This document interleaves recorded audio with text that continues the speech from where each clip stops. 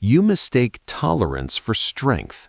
Predators read it as permission, loyalty as leverage, silence as consent, and your survival window is already closing.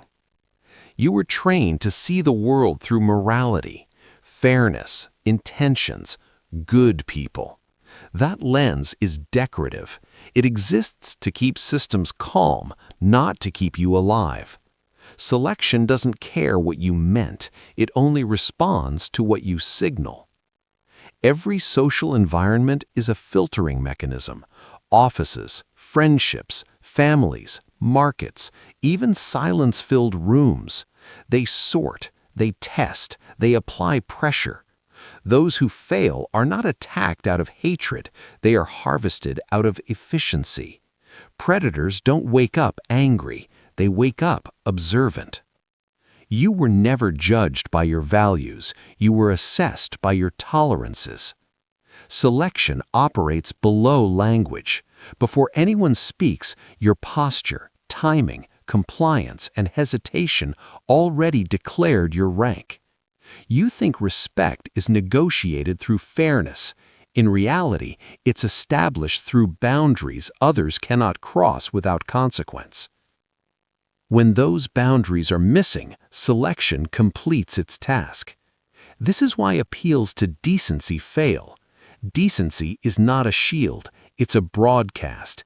It says, I will absorb discomfort to preserve harmony. Selection translates that as low resistance, high yield. The system doesn't punish you for being kind. It reallocates pressure onto you because you can carry it without revolt. You were not unlucky, you were legible. The moment you enter any hierarchy, an unspoken question is asked. What can be taken from you without retaliation? Time, attention, labor, emotional energy, credibility, silence. Every extraction begins with a signal, not a crime, not a confrontation, a test. Selection favors the unreadable, the delayed, the scarce. It spares those who create friction. It advances those who impose cost. Not violence, cost, psychological, temporal, reputational. The ability to make intrusion expensive. You were taught that strength is loud. Selection prefers quiet men who don't explain themselves. You were taught loyalty is virtue. Selection exploits loyalty as a tether. You were taught to be patient. Selection feeds on patience until there is nothing left to take. This isn't cynicism, it's anatomy. In nature, predators don't chase everything. They chase what signals weakness, limping, lagging, isolation. Human predators are no different. They watch for hesitation, over-availability, emotional transparency. They don't hate you for it, they rely on it. The mistake is thinking this only applies to bad people.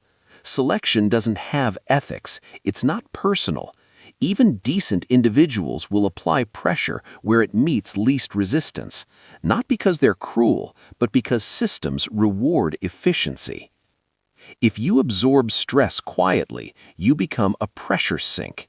If you explain yourself repeatedly, you become predictable.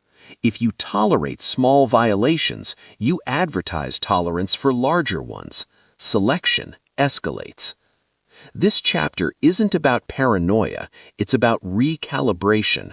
You must stop interpreting outcomes as moral judgments and start reading them as mechanical responses to your behavior. The system is not asking who you are, it's measuring what you allow. Once you understand this lens, confusion ends.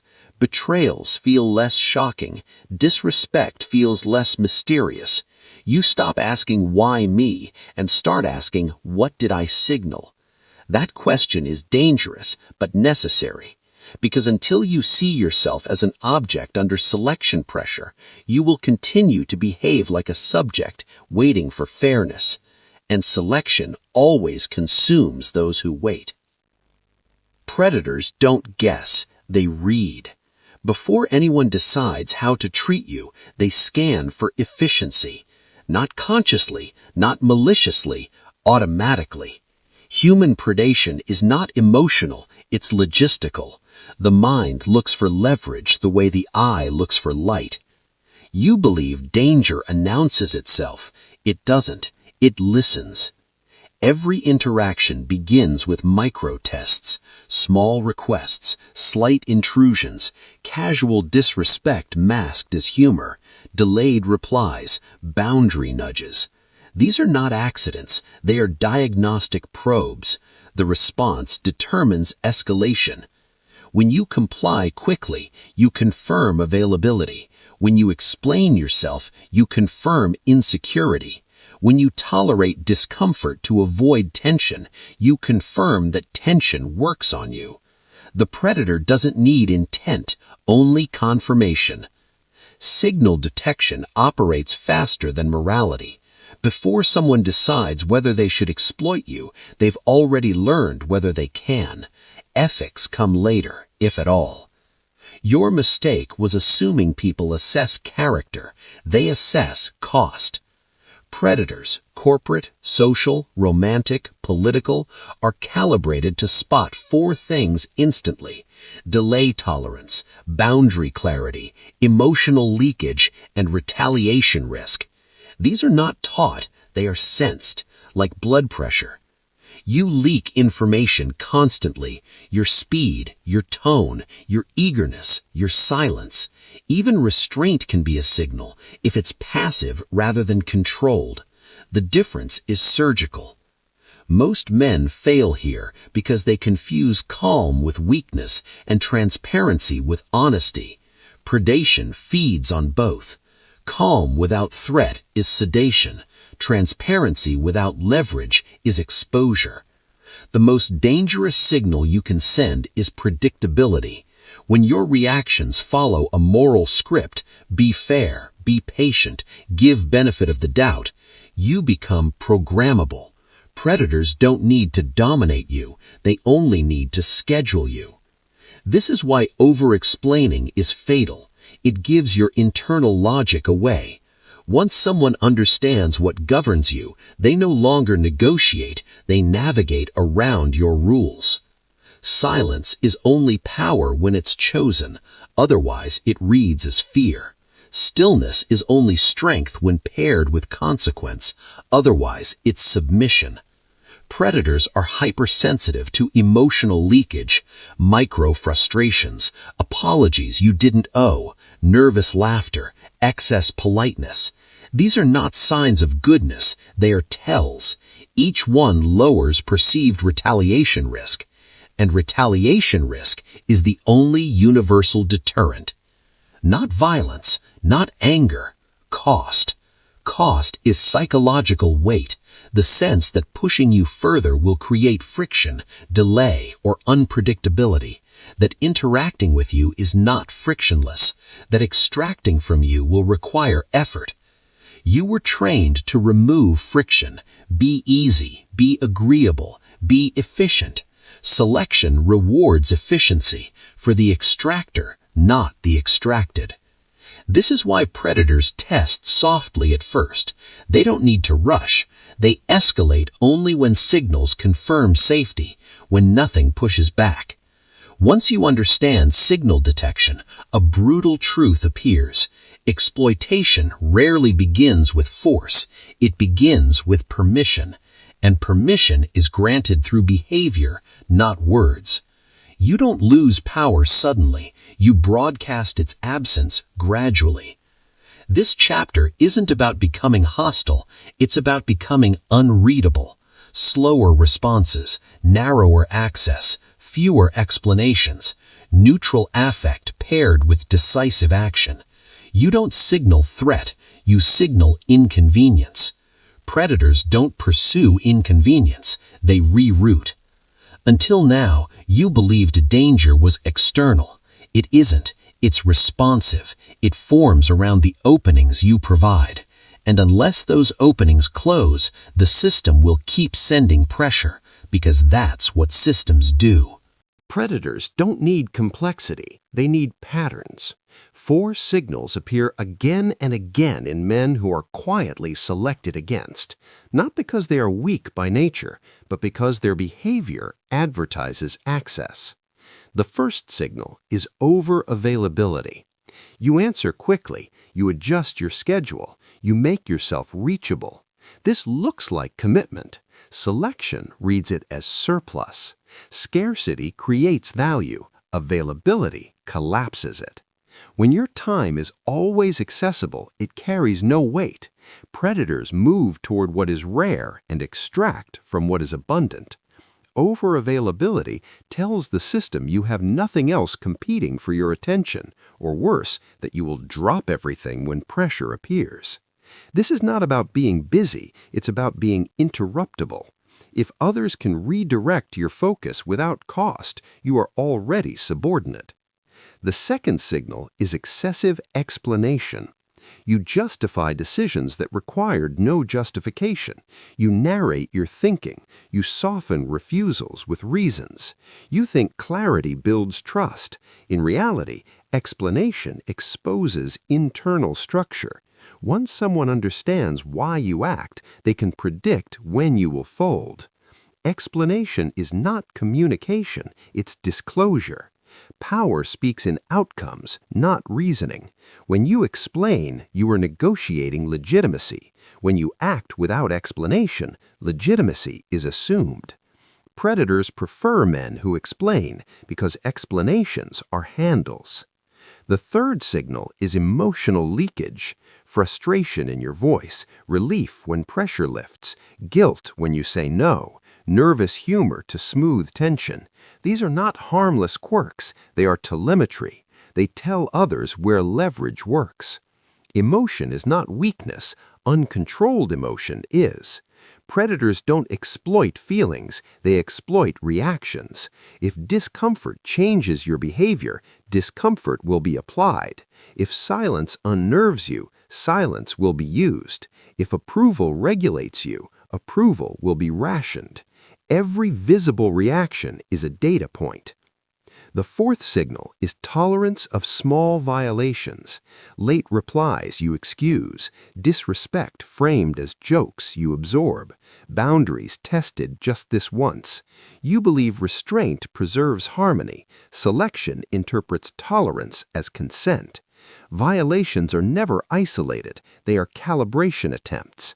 When a small boundary breach meets no consequence, it authorizes a larger one, not consciously, structurally. Systems expand where resistance is absent.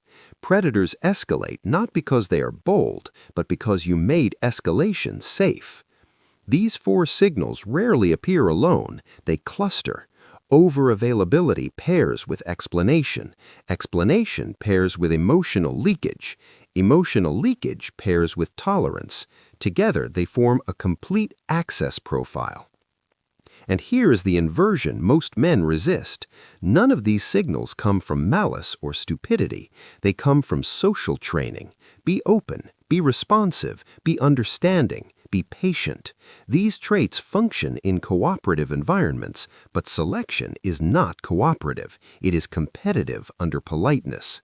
You were optimized for harmony in a system that rewards extraction. This is why good intentions accelerate exploitation.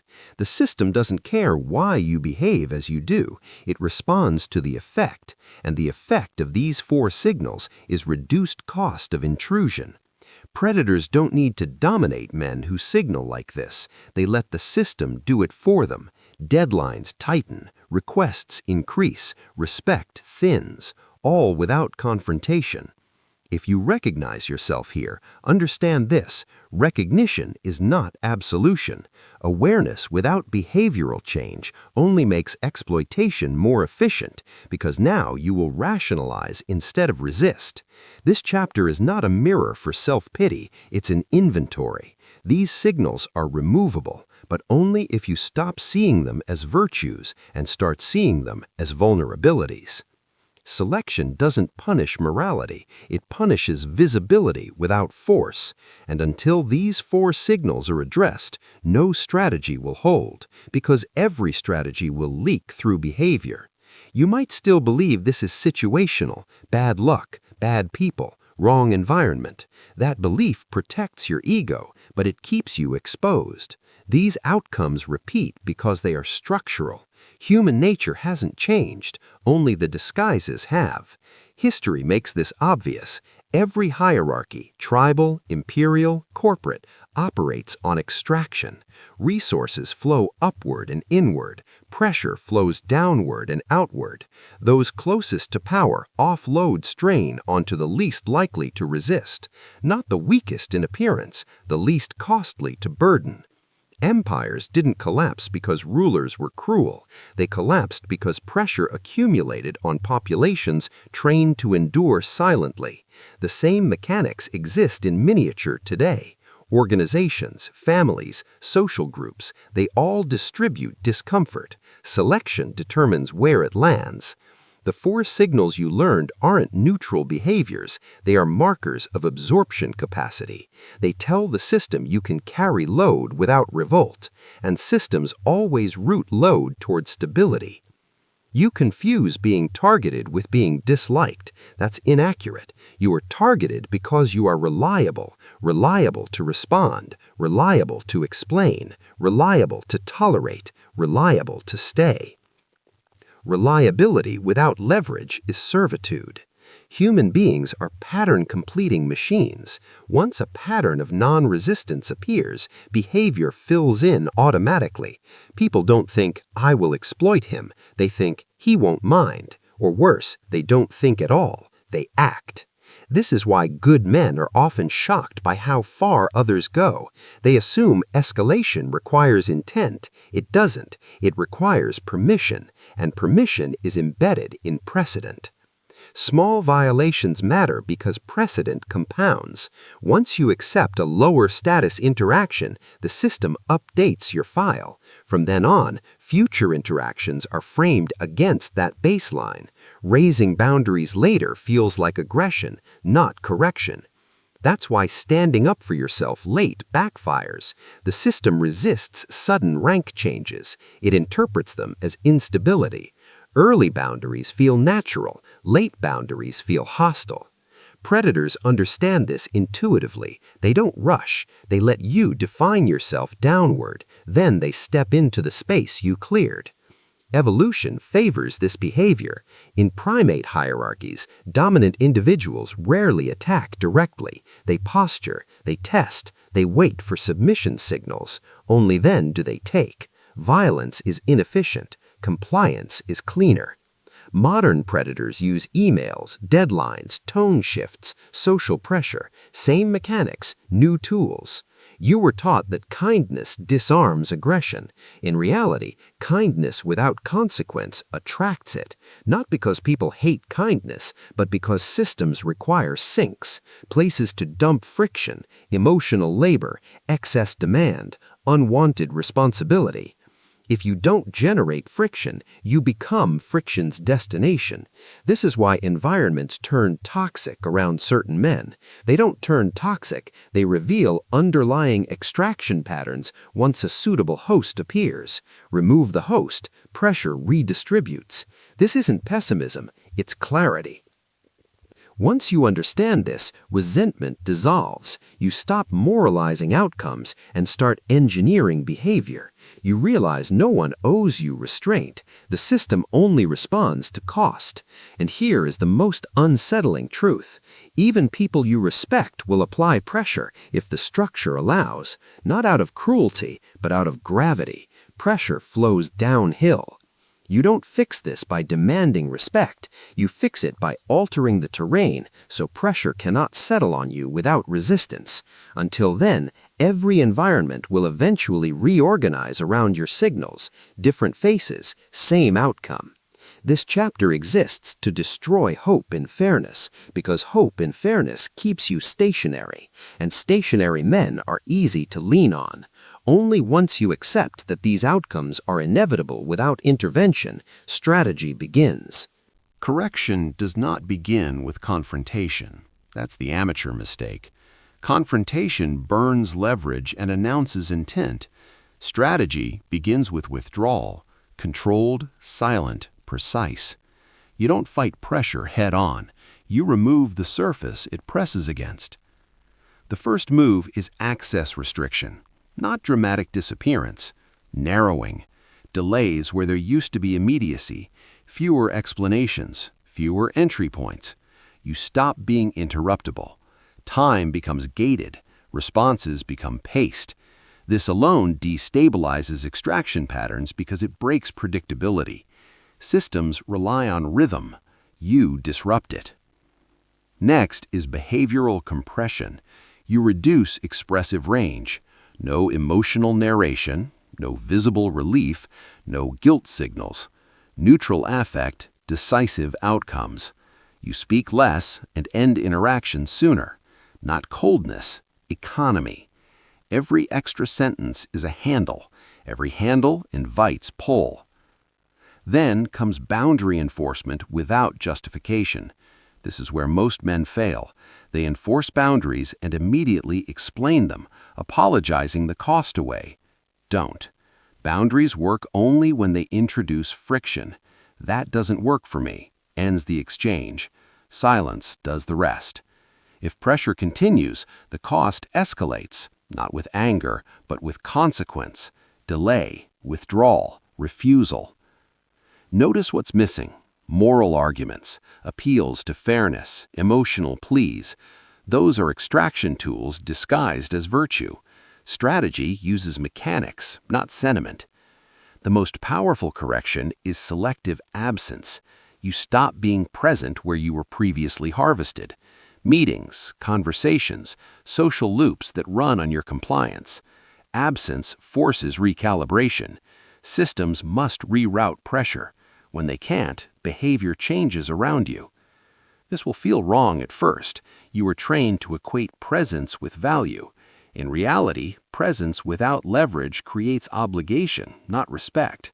Scarcity restores valuation. Another correction is non-reactive refusal.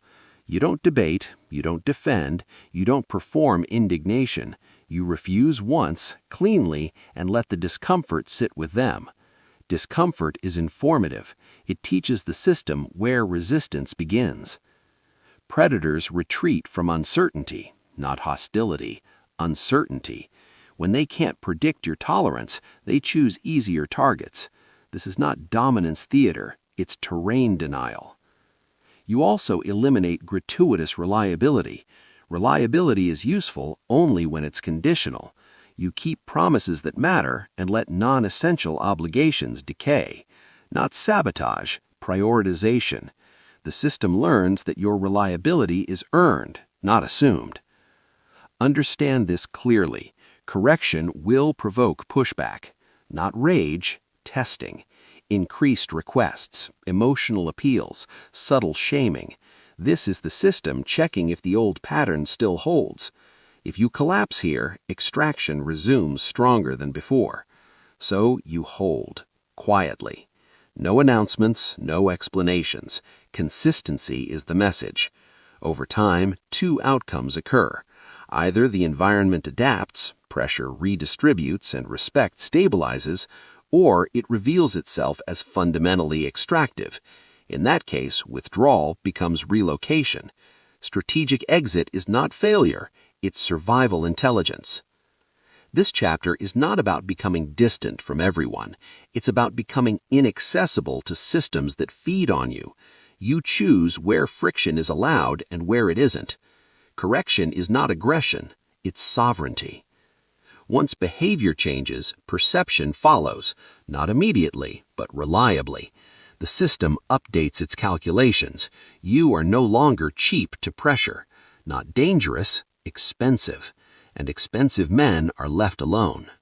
If you think this is finished, you are already drifting back toward exposure. Selection does not end, it pauses, it waits, it watches for regression. The moment you relax into comfort, the system resumes testing, not dramatically, quietly.